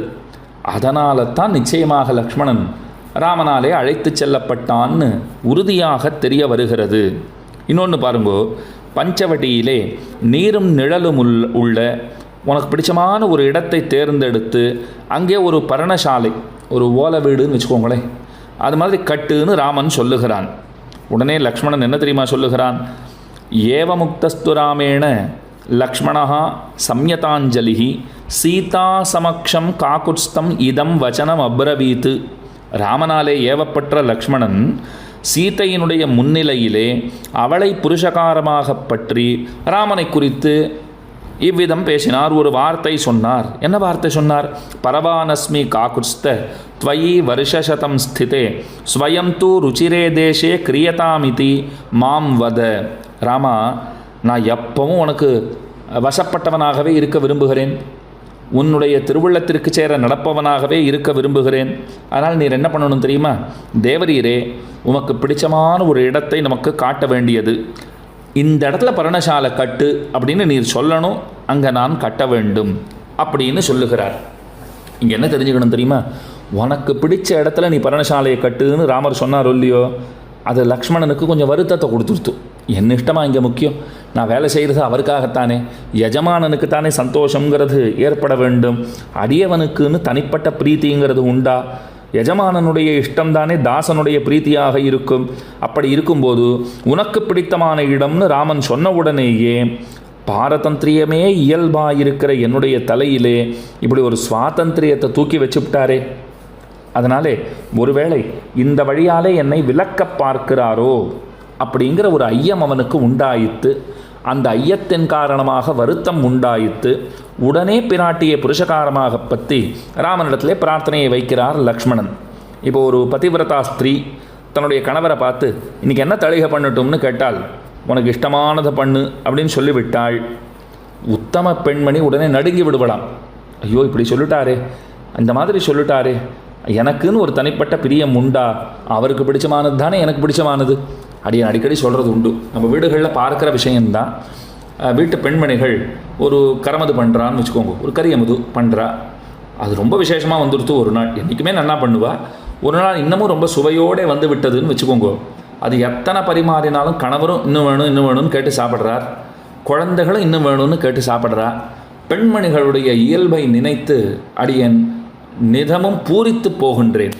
இந்த குணம் ஆண்களான எங்களுக்கு ஒருபோதும் வசப்படாது. என்னன்னு சொல்கிறேன் பாருங்க, அது இருக்கிறது மொத்தத்தையும் கூட சாய்ச்சுடுவா, பாவம் பரிமாறி விடுவா, தங்களுக்குன்னு வச்சுக்கவே மாட்டா. எனக்கும் கொஞ்சம் வேணுமே, நீங்களே சாப்பிட்டு இருந்தால் எப்படின்னு எந்த பெண்மணியாவது இது வரைக்கும் கேட்டு, அது மனைவியாக இருக்கட்டும், தாயாராக இருக்கட்டும், சகோதரியாக இருக்கட்டும், எனக்கு இல்லையேன்னு அவர்கள் சொல்லவே மாட்டார்கள். நீங்கள் சௌக்கியமாக சாப்பிட்டாலே போதும், உங்களுக்கு பிடிச்சிருக்கோ இல்லையோ அது போதும், குழந்தைகளுக்கு பிடிச்சிருக்கா அது போதும். இந்த அருங்குணம் ஆண்களுக்கு ஒருபோதும் வசப்பட போவது கிடையாது. இது பெண்களுக்கே உரித்தான உயர்ந்த குணம். அப்போ பாருங்க, ஒரு பெண்மணி இன்னைக்கு என்ன தளிகை பண்ணட்டும்னு கேட்டால், நீ என்ன இஷ்டப்படுறியோ பண்ணுன்னா, அவள் அவளுக்காகவா சமைக்கிறாள்? நமக்காகத்தானே அந்த தளிகை பண்ணுறா. அவன் நாம் சொன்னாத்தானே ஒரு திருப்திங்கிறது அவளுக்கு ஏற்படுகிறது. அப்படித்தான் இந்த இடத்திலேயும் லக்ஷ்மணன் எண்ணுகிறார். என்னை பார்த்து உனக்கு இஷ்டப்பட்ட இடத்துல நீ கட்டுன்னு சொல்கிறாரே, இது தவறாயித்தே. என் தலையில் சுவாதந்திரியத்தை தூக்கி வைக்கிறாரே, பாரதந்திரியமன்றோ ஸ்வரூபம் அப்படின்னு சொல்லுகிறார். அப்போ அங்கும் சீதா சமக்ஷம் காகுட்ஸ்தம் இதம் வச்சனம் அப்ரவீத், சீதையை முன்னிட்டு கொண்டு ராமனிடத்தில் சொல்கிறார், நாங்கள் எல்லாம் அவளை சேர்ந்தவர்கள், அவளுடைய இயல்பான அந்த பாரதந்திரியங்கிறது எங்களுக்கும் உண்டுங்கிறத சீதையை முன்னிட்டு கொண்டு ராமனுக்கு அறிவுறுத்துகிறான் இலக்குவன். இது ஆச்சா. இதுக்கு மேலே பாருங்க, குஹப்பெருமாளுக்கு ராமன் அனுகிரகம் பண்ணியிருக்கார். அந்த குஹப்பெருமானை ஏழை ஏதலன் கீழ்மகன் என்னாது இறங்கி மற்றவர்க்கு இன்னருள் சுரந்து மாழைமான் மடநோக்கி உந்தோழி உம்பி எம்பி என் நொழிந்திலை உகந்து தோழன் நீ எனக்கு. திருமங்கையாழ்வார் ரொம்ப ஆச்சரியமாக பாடுறார். அந்த குஹனும் கூட சீதையினுடைய கட்டாட்சத்தால் தான் ராமானுகிரகத்திற்கு இலக்கானான், பாத்திரபூதனானான்கிறது தெரிய வருகிறது. அந்த அளவுக்கு குஹனோட நட்பு கொண்டதும் கூட சீதா பிராட்டியினுடைய அனுகிரக விசேஷத்தினால்தான் என்பர். அடுத்தது சுக்ரீவனுக்கு ராமன் அனுகிரகம் பண்ணார். இது நிறைய பேருக்கு இருக்கிற சந்தேகம். பிராட்டியினுடைய தொடர்பில்லாமல், அவளுடைய கிருபை இல்லாமல் எம்பெருமானுடைய கட்டாட்சத்திற்கு நாம் இலக்காவதுங்கிறது கூடாதேன்னு சொன்னால் முடியாதே. அப்படி இருக்க சுக்ரீவன் ராமனுடைய கருணைக்கு எப்படி பாத்திரபூதனானான்? ஏன்னா அவள் சந்திச்சிக்கும் போது பிராட்டி பக்கத்திலேயே இல்லையே என்னால் ரொம்ப அழகான சமாதானம். பிராட்டியை ராவணன் அபகரித்து கொண்டு போகிற போது தன்னுடைய அணிகலன்களையெல்லாம் அவள் அகற்றி கழற்றி புடவை தலைப்பை கிழித்து அதை ஒரு மூட்டையாக கட்டி கீழே போட்டாளா? அந்த மூட்டை சுக்ரீவ மகாராஜருக்கு கிடச்சிது. பிராட்டி சம்பந்தம் பெற்ற வஸ்திரம், பிராட்டி தொடர்புடைய அணிகலன்கள், ஆபரணங்கள், அது சுக்ரீவ மகாராஜருக்கு கிடைச்சப்பவே பிராட்டியினுடைய அனுகிரகத்திற்கு அவர் இலக்காகி விட்டார். அவ்வளவுதான் விஷயம். அதனால தான் ராமானுகிரகத்திற்கு அவர் பாத்திரபூதரானார் அப்படிங்கிறது விஷயம். இதுக்கு மேலே காகாசுரனுடைய உயர்ந்த சரித்திரம். காகாசுரனுடைய உயர்ந்த சரித்திரமா? ராமனுடைய பெருமையும் பிராட்டியினுடைய பெருமையும் தெரிய வருகிற விஷயம். முக்கியமாக பிராட்டியினுடைய வைபவம். இவள் சந்நிதியாலே காகம் தலைப்பெற்றது, அது இல்லாமையாலே ராவணன் முடிந்தான்னு தானே சொல்லப்பட்டிருக்கிறது. பிராட்டி மடியில் பெருமான் சித்திரக்கூட்டத்தில் ரொம்ப அழகாக சயனிச்சென்றிருக்கார். என் அமுதினை கண்ட கண்கள் மத்தொன்னினை காணாவேன்னு திருப்பாணாழ்வார் பாடுறார். படுத்திருக்கிற நிலையிலே அத்தனை அழகு. ஏறாறு கோலம் திகழக் கிடந்தாய், கிடந்ததோர் கிடக்கைன்னெல்லாம் சொல்கிறோம் இல்லையோ. குடதிசை முடியை வைத்து குணதிசை பாதம் நீட்டி வடதிசை பின்பு காட்டி தென் திசை இலங்கை நோக்கி கடல் நிறக் கடவுள் எந்தை அரவணை துயிலுமா கண்டு உடலெனக் குறுகுமாலோ என் செய்கேன் உலகத்தீரேன்னு தொண்டரடிப்புடியாழ்வார் ஆழங்காறுபடுகிற துறை. கிடந்ததோர் கிடக்கை, படுத்திருக்கிற நிலையிலே அத்தனை அழகு. சீதா பிராட்டியினுடைய மடியிலே, திருமடியிலே தலை வைத்து கொண்டு எம்பெருமான் படுத்திருக்கிறான். அப்போத்தான் மாம்சம் சாப்பிட்றதுல ஆசை இருக்கிற காகாசுரன் அங்கே வந்து சேர்ந்தான். பிராட்டியினுடைய திருமார்பை தன்னுடைய அழகாலே குத்தத் தொடங்கினான். மடியில் ராமன் படுத்துட்டு இருக்கார். இந்த காக்கா வேற ரொம்ப தொந்தரவு பண்ணிட்டு இருக்கு. ரத்தம் பெருகுகிறது. ஒரு கட்டத்திலே பெருமானை எழுப்பினாள். சமயா போதிதா ஸ்ரீமான் சுகசுப்தா பரந்தபா. படுத்துட்டு இருக்கும்போதே ராமன் எப்படி இருக்கார் தெரியுமா? ரொம்ப ஆச்சரியமாக படுத்துட்டு இருக்கார். அப்போதே எதிரிகள், ராமன் படுத்துட்டு இருக்கானே இப்போ போய் அடிச்சுள்ளான்னு கூட எதிரிகளால் வர முடியாதான். படுத்திருக்கும் போதே புலி உறங்குமா போலே கிடக்கிறவர் கிட்ட போய், புலி படுத்துட்டு இருக்குன்னு பக்கத்தில் போக முடியுமா? போய்த்தான் பாருங்கோ. அதுக்கப்புறம் நாம் படுத்துகிட்டே இருக்க வேண்டியது தான், எழுந்திருக்கவே முடியாது. அதனால் ராமன் படுத்துட்டு இருக்கும்போது அப்போ கூட பக்கத்திலே எதிரிகளாலே போக முடியாது. அத்தனை திருமேனி அந்த அழகு இன்றைக்கெலாம் பார்த்துட்டே இருக்கலாம். அப்படி படுத்துட்டு இருக்கார். இந்த காகம் துன்புறுத்துவதாலே என்னாலே எழுப்பப்பட்டார். நல்லா கவனித்து பாருங்கோ. நாமெல்லாம் தூங்குறோன்னு சொன்னால் நம்முடைய சரீரத்தினுடைய அவலட்சணங்கள் எல்லாம் அப்போ தான் தெரிய வரும். அத்தனை கோணல்களும் அப்போ தான் பண்ணிட்டு இருப்போம். பெருசாக கொரட்டை விடுறோமா, விடுறோம். அது படுத்துட்டு இருக்கிறதே ஒரு நிலையாக அழகாக படுத்துட்டு இருக்கோமான்னு சொன்னால் அப்படிலாம் படுத்துக்கவே மாட்டோம். ஏதோ மனம் போனபடிக்கு படுத்திருப்போம். ஆடை அணிகலன்கள்லாம் சரியாக இருக்காது. அப்படி தானே நாம் இருக்கிறோம். ஆனால் ராமன் அத்தனை அழகாக படுத்துட்டு இருந்தார். அதனால தான் ஏறாறு கோலம் திகழ கிடந்தாய்னுட்டு அவருடைய அந்த சயன திருக்கோலம்ங்கிறது கொண்டாடப்படுகிறது. அதனால தான் திவ்யதேசங்களிலும் கூட எம்பெருமான் சயனித்திருக்கிற நிலையிலே பற்பல திவ்யதேசங்களிலே ரொம்ப விசேஷமாக சேவை சாதிக்கிறார். அது வீரசயனமாக இருக்கலாம், அது போகசயனமாக இருக்கலாம், உத்தானசாயியாக திருக்குடந்தையிலே சேவை சாதிக்கிறார், ஸ்தலசயன பெருமாள்னு மகாபலிபுரத்திலே சேவை சாதிக்கிறார். அதுபோல சிறுபுலியூருங்கிற திவ்யதேசத்திலே சலசயனம் அப்படின்னு சொல்லுவார்கள். ஜலசயனம் பாலசயனம்னெல்லாம் அங்கே சொல்கிறா.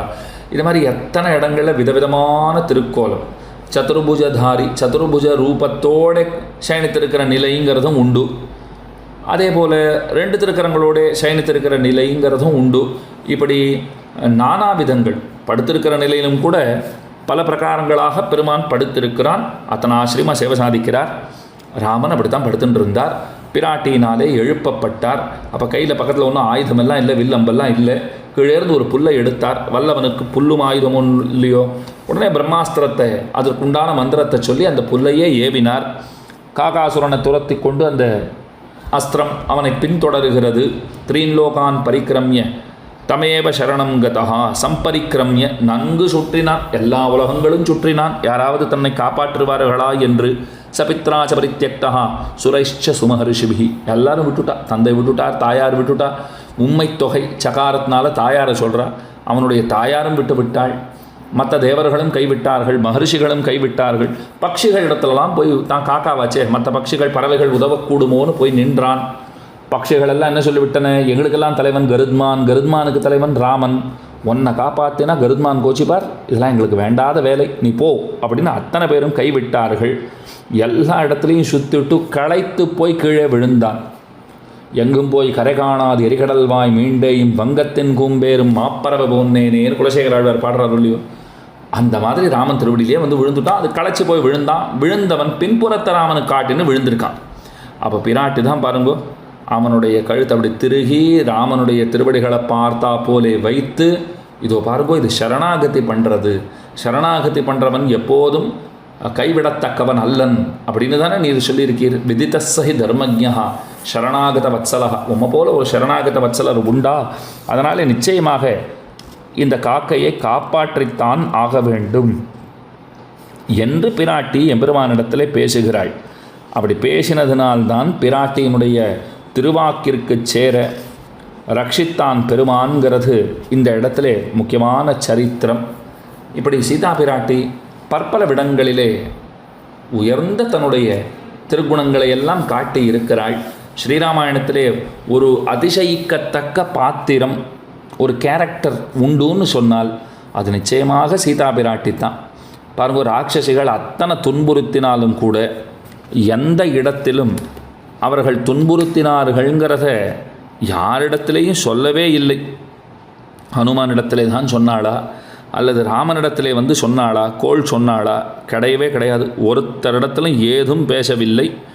துன்புறுத்தினார்கள்னு சொன்னாலும் அவர்களுக்கும் நன்மையையே செய்வேன் என்று தானே பிராட்டி அத்தனை தன்னுடைய உயர்ந்த குணங்களை காட்டி இருக்கிறாள். இதுதான் அவளுக்கு இருக்கிற ரொம்ப பெரிய ஏத்தம். இப்படி சீதையினுடைய சரித்திரம் ஸ்ரீராமாயணம் முழுவதும் விரவி கிடக்கிறது, நன்கு காணலாம்படியாய் இருக்கிறது. அந்த பிராட்டியினுடைய பெருமையை எத்தனை பேசினாலும் தகும். சிறை இருந்தவள் ஏத்தம் சொல்லுகிறது ஸ்ரீராமாயணத்தாலேன்னு பிழலோகாச்சாரியர் அவர் ஒரே போடாக ரொம்ப ஆச்சரியமாக அத்தனை அர்த்தங்களையும் நமக்கு சொல்லிவிட்டார்.